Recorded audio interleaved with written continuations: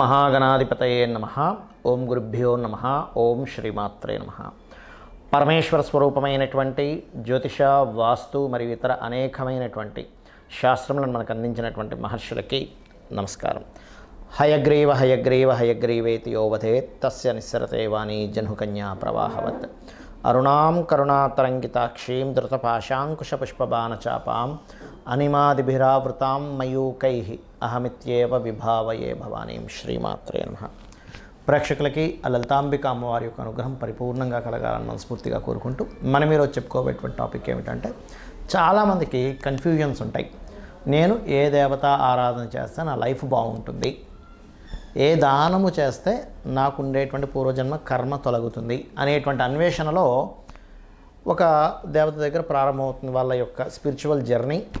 అలా ప్రారంభమై, ఉదాహరణకి ఒక వెంకటేశ్వర స్వామిని చేస్తున్నారు అనుకోండి పూజ, ఇంకోరెవరో చెప్తారు నేను ఆంజనేయ స్వామి చేసిన చాలా వచ్చింది అంటే వెంకటేశ్వర స్వామితో పాటు ఆంజనేయ స్వామి, దాని తర్వాత ఇంకో దేవతా స్వరూపం అమ్మవారు, దాని తర్వాత ఇంకో స్వరూపం అలా పెరిగిపోతాయి.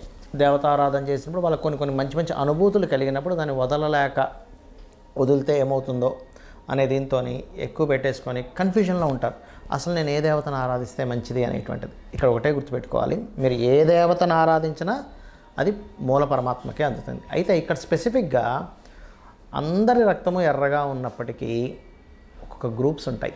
ఆ రక్తం వాళ్ళకి బాగా పనిచేస్తుంది, అంటే వాళ్ళకి బాగా సెట్ అవుతుంది, వాళ్ళకి ప్రాణానికి ఎలా కాపాడుతుందో.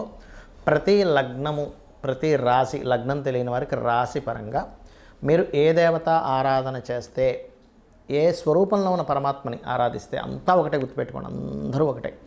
ఏ స్వరూపంలో ఉన్నటువంటి పరమాత్మని మీరు ప్రార్థిస్తే మీకు పూర్వజన్మ కర్మ తొలగుతుంది, ఏ దానము ఇస్తే మీకు బాగుంటుంది అనేటువంటి విషయాలు ఒక్కొక్క లగ్నరీత్యా, లగ్నం తెలియని వారి రాశిరీత్యా తెలుసుకుందాం. అయితే ఈ విషయాలు చెప్తుంది నేనైనప్పటికీ కూడా చెప్పేస్తుంది సాక్షాత్ లలిత అమ్మవారిగా భావిస్తూ ఒక్కొక్క లగ్నం గురించి మనం తెలుసుకుందాం.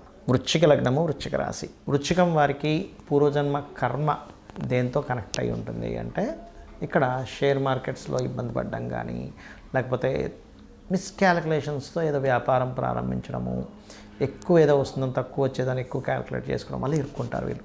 అయితే మీరు ఏ దేవత ఆరాధన, ఏ దేవతని ధ్యానము చేయడము మరియు ఏ దానం ఇవ్వడం ద్వారా మీరు మీ కర్మ తొలగి మీరు సుఖ సంతోషాలతో ఉంటారని చూసుకున్నట్లయితే, వృశ్చికంలో మనకి ఉండేటువంటి నక్షత్రాలు విశాఖ 4వ పాదము, అనురాధ నక్షత్రము మరియు జ్యేష్ఠ నక్షత్రాలు ఉంటాయి. విశాఖ నక్షత్రం వారు ఎక్కువగా మీరు దక్షిణామూర్తి స్తోత్రాన్ని చేస్తూ ధ్యానం చేసుకోవడం చాలా చక్కటి ఫలితాలు ఇస్తుంది, లేదా జయ గురుదత్త, శ్రీ గురుదత్త చేసుకోవచ్చు. అనురాధ నక్షత్రం వారు ఎక్కువగా దశమహావిద్యల్లో ఏదైనా ఒక నామం తీసుకొని చేయడం అనేటువంటి మంచి ఫలితాలు ఇస్తుంది. లేదంటే నేను దశమహావిద్యలు చేయలేను అనుకునేటువంటి వారు ఆంజనేయ స్వామిని కూడా తలుచుకుంటూ ధ్యానం చేసుకోవచ్చు. ఇక జ్యేష్ఠ నక్షత్రం వారు కనుక చూసుకున్నట్లయితే ఏదైనా దశమహావిద్యల్లో తారా చేసుకోవచ్చు. లేదు అలా కాదండి నాకు సాత్వికమైనటువంటిది ఏదైనా చేసుకోవాలనుకుంటున్నాను అని అనుకునేటువంటి వారు చక్కగా మీరు విష్ణు సహస్రనామాలు లేదా ఓం నమో నారాయణాయ అనే నామస్మరణ కూడా మీరు ధ్యానం చేసుకుంటే చాలా చక్కటి ఫలితాలు ఇస్తుంది. ఇక పూజాది సంబంధించినటువంటిది ఏ దేవతను ఆరాధిస్తే మంచిది అంటే, మీ పంచమ స్థానంలో అంటే గురురాశుల్లో ముఖ్యంగా మీకు వృశ్చిక లగ్నానికి పంచమ స్థానం మీనమవుతుంది కాబట్టి గురువు ఆరాధన, గురు మంత్రం చేసుకోవడము, లేదన్నట్లయితే దత్తాత్రేయుడిని పూజ చేసుకోవచ్చు. లేదు అందులో పంచమంలో ఏదైనా గ్రహం ఉంది, అప్పుడు ఆ గ్రహ సంబంధంగా ఏ గ్రహానికి ఏ దేవత ఆరాధన అనేటువంటిది వీడియో ఎండింగ్లో చెప్తున్నాను. సో ఈ వీడియో ఎండింగ్ వరకు చూడండి, తెలుస్తుంది. ఇక అదేవిధంగా మీరు గోవులకి తినిపించేటప్పుడు కూడా మీరు ఎక్కువగా గోంగూర తినిపించినట్లయితే బుధగ్రహ సంబంధించిన దోషము పోవడము, పూర్వజన్మ కర్మ ఏదైతే ఉందో అది తొలగిపోవడం ద్వారా మీ ఇబ్బంది అనేటువంటిది పూర్తిగా తగ్గుతుంది. మనం పూజ చేసేటప్పుడు పర్టికులర్గా కొన్ని అంశాలు మీరు గుర్తుపెట్టుకోవాలి. ఏమిటది? ఎందుకంటే అలా చేస్తేనే మీకు ఆ యొక్క పూజా ఫలితము 100% మీకు వస్తుంది. ఎలా అంటే, చాలామంది పూజ చేసేటప్పుడు భయంతో పూజ చేస్తుంటారు. అమ్మో ఇవాళ నేను పూజ చేయలేదు ఏమవుతుందో, అమ్మో నేను రోజు పెట్టే నైవేద్యం పెట్టలేదు ఏమవుతుందో, ఇవాళ గాబరగా చేసేసుకున్నాను ఏమవుతుందో అని. కానీ ఒకటే గుర్తుపెట్టుకోండి, ఎప్పుడూ కూడా దేవతని, అది అమ్మవారు కావచ్చు, ఈశ్వరుడు కావచ్చు, నారాయణుడు కావచ్చు, గుర్తుపెట్టుకోండి, వాళ్ళని మనం ఒక చిన్న పిల్లవాడిని తల్లి ఎలా అయితే చూస్తుందో, అమ్మాయి కావచ్చు అబ్బాయి కావచ్చు, తల్లి వాడిని చాలా జాగ్రత్తగా పెంచుతుంది. అంటే అట్లాగా వాడి నుంచి ఏమీ ఎక్స్పెక్ట్ చేయదు, కేవలం వాడిని పెంచడంలోనే ఆనందం పొందుతూ ఉంటుంది. ఇప్పుడు ఉదాహరణకి పిల్లవాడు ఉన్నాడు, రోజు క్యారేజ్ కడుతుంది. కానీ ఒకరోజు సడన్గా అనుకోకుండా తల్లి కొంచెం లేట్గా నిద్ర లేవడం ఏదో జరిగి ఆ రోజు క్యారేజ్ కట్టడం కుదరలేదు. ఏదో 2 బ్రెడ్ ముక్కలు పెట్టి పంపించేసినప్పుడు భయపడదు, అయ్యో బ్రెడ్ ముక్కలు పంపించాను నా పిల్లవాడు నన్ను ఏమైనా అంటాడేమో అని భయపడదు, బాధపడుతుంటుంది. అయ్యో రోజు పెట్టే అంత ఫుడ్ నేను ఇవాళ క్యారేజ్లో పెట్టలేకపోయినా వాడికి ఆకలి తీరుతుందో లేదో అని. అదేవిధంగా మనం భగవంతుడికి చేసేటప్పుడు కూడా చాలామంది చేసే మిస్టేక్ ఏంటంటే భయపడుతూ ఉంటారు. అమ్మో నేను ఈరోజు ఇలా చేయలేకపోయాను, అష్టోత్తరం పూర్తిగా చదవలేకపోయాను, భగవంతుడు ఏమైనా కోపిస్తాడని. కాదండి, భయపడుతూ పూజ చేయకండి. అయ్యో ఇలా చేయలేకపోయానే అనేటువంటి భావంతో చేయండి. ఎందుకంటే లలితా సహస్రనామాల్లో భవానీ భావనాగమ్య భవారణ్య కుటారిక అని నామం ఉంటుంది. అంటే మీ భావన చాలా ముఖ్యం భగవంతుడి మీద. అలాగే మరొక విషయం ఏంటంటే ఇక్కడ మీకు పంచమాధిపతి ఎవరవుతారో ఆ దేవత ఆరాధన చేసుకోవాలని చెప్పాను నేను మీకు. అయితే ఇక్కడ పంచమ స్థానంలో కూడా గ్రహాలు ఉంటాయి సమ్ టైమ్స్. అంటే ఒక్కోసారి పంచమ స్థానంలో రవి ఉన్నాడు అనుకోండి. ఉదాహరణకి సహజంగా మేషలగ్నానికి అయితే పంచమాధిపతి రవి, కానీ అందరికీ పంచమాధిపతి రవి అవ్వాలంటారు లేదు. ఒక్కోసారి రవి ఉంటాడు అక్కడ. రవి ఉన్నప్పుడు ఆ ఉన్న గ్రహానికి ఎక్కువ ప్రాధాన్యత ఇవ్వండి. అంటే సూర్య ఆరాధన చేయడం, లేదు చంద్రుడు ఉన్నాడు అప్పుడు రాజరాజేశ్వరి అమ్మవారి ఆరాధన చేయడం, లేదండి కుజుడు ఉన్నాడు అప్పుడు స్కందుని ఆరాధన కానీ నరసింహస్వామి ఆరాధన కానీ ఆంజనేయ స్వామి ఆరాధన కానీ చేయండి. లేదండి బుధగ్రహం ఉందండి మాకు అక్కడ, అయితే ఇక్కడ ఉన్న గ్రహం ఎలా ఉంది, బాగా పాపకత్తిరిలో ఉండి లేకపోతే ఎక్కువ పాపగ్రహాలతో ఇంకొంచెం తీవ్రంగా చేయాలని అర్థం. సౌమ్య గ్రహాలతో ఉంటే సౌమ్యంగా సరిపోతుంది. తీవ్రంగా చేయడం అంటే ఏమిటి అంటే ఇంకాస్త కఠినంగా, అంటే ఇంకొంచెం హోమాలు చేయడం కానీ తర్పణాలు చేయడం కానీ కాస్త ఎక్కువగా చేయాలి. బుధగ్రహం ఉంది నారాయణుని విష్ణువుని, గురుగ్రహం ఉన్నది అక్కడ పంచమంలో, అప్పుడేంటి మీరు ఆ యొక్క దత్తాత్రేయుని ఆరాధించడము, దక్షిణామూర్తి ఆరాధన చేయాలి.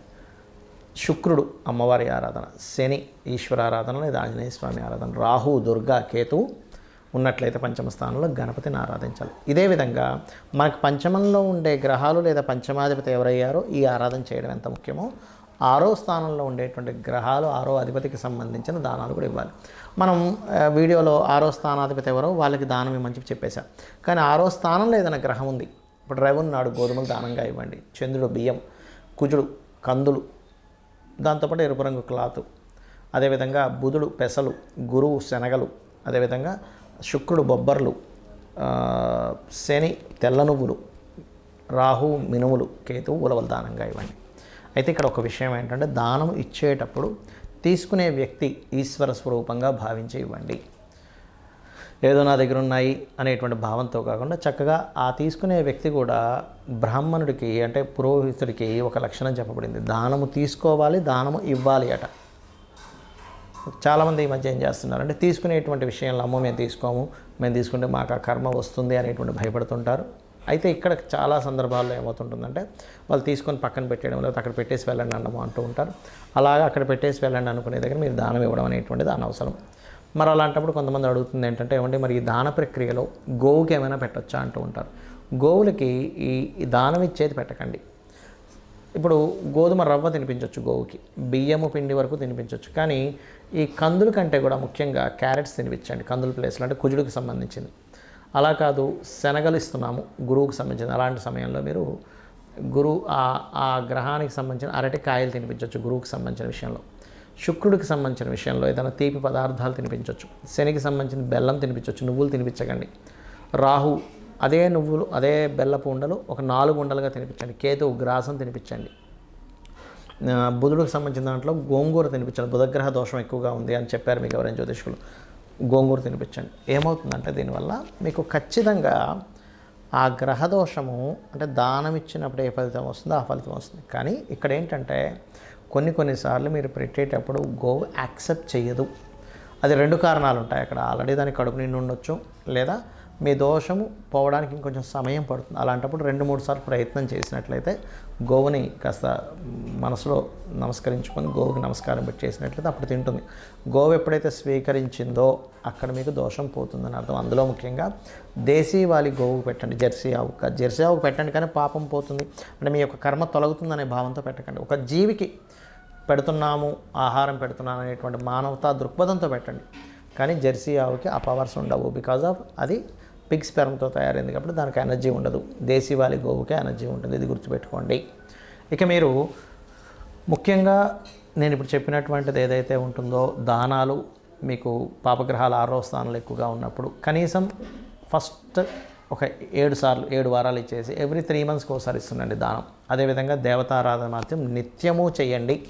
ఏమండి మాకు సమయం లేదు, నిత్యము దేవతారాధన చేసుకునేంత సమయం లేదంటే ఆ దేవత నామాన్ని కనీసం స్మరించుకుంటూ ఉండండి. కొంతమందికి సమయం ఉండదు, కొంతమంది పిల్లలు ఉంటారు, చదువుకునేది ఉంటుంది, కొంతమందికి పొద్దున్న వెళ్ళిపోతే ఎప్పుడో రాత్రి రావాల్సి వస్తూ ఉంటుంది. వాళ్ళ వర్క్స్ అలా ఉంటాయి. అంత మాత్రం చేత వాళ్ళు ఏదో విపరీతంగా సంపాదిస్తారని కూడా ఉండదు. కానీ మనసులో చేసుకునే సమయం ఉంటుంది మీకు. మనసులో ఇప్పుడు ఉదాహరణకి ఓం నమో నారాయణాయ, ఓం శ్రీమాత్రే నమః అనుకుంటూ ఉండండి. ఖచ్చితంగా మిమ్మల్ని ఆ దేవత రక్షిస్తుంది. శ్రీమాత్రే నమః.